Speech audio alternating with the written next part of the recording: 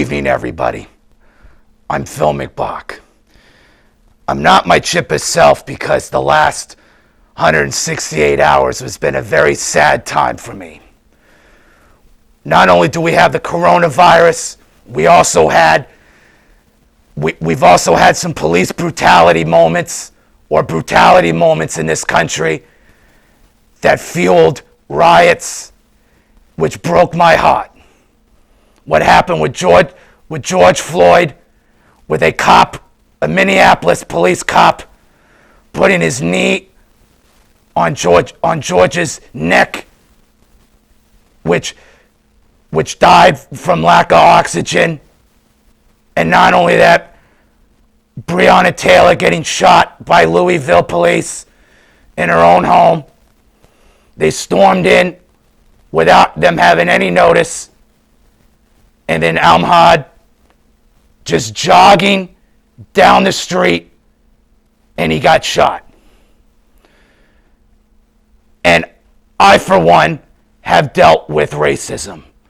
In 1957, Walter O'Malley left Brooklyn because he didn't like the blacks moving in. And as a result, he had Ebbets Field demolished. And out of protest, I pissed on one of the demolitions man's leg.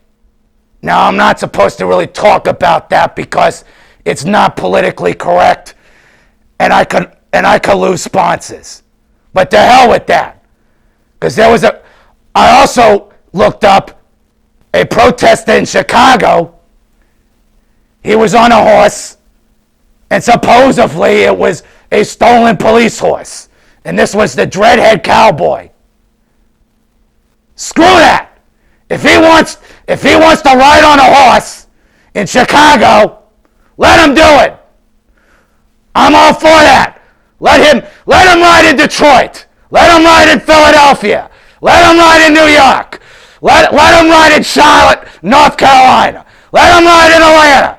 Let him ride in Kansas City, Missouri, St. Louis, from Las Vegas to Billings, Montana. Hell, let him ride all the continental United States. Midnight.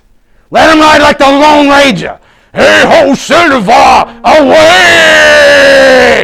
And let him dress up like those old-fashioned cowboys like me with a bandana wrapped around his face, or let him wear a mask like the Hannibal Lecter.